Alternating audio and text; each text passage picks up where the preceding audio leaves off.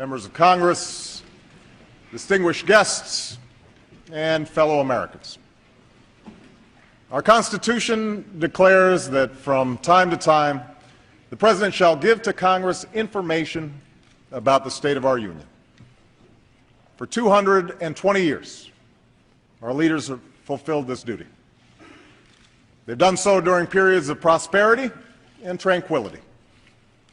And they've done so in the midst of war and depression, in moments of great strife and great struggle.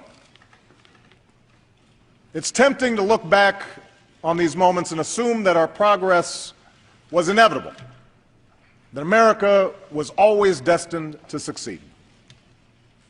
But when the Union was turned back at Bull Run and the Allies first landed at Omaha Beach, victory was very much in doubt. When the market crashed on Black Tuesday and civil rights marchers were beaten on Bloody Sunday, the future was anything but certain. These were the times that tested the courage of our convictions and the strength of our Union. And despite all our divisions and disagreements, our hesitations and our fears, America prevailed because we chose to move forward as one nation, as one people. Again, we are tested. And again, we must answer history's call. 1 year ago, I took office amid 2 wars, an economy rocked by a severe recession, a financial system on the verge of collapse, and a government deeply in debt. Experts from across the political spectrum warned that if we did not act, we might face a second depression. So we acted, immediately and aggressively. And 1 year later, the worst of the storm has passed. But the devastation remains. 1 in 10 Americans still cannot find work. Many businesses have shuttered. Home values have declined. Small towns and rural communities have been hit especially hard.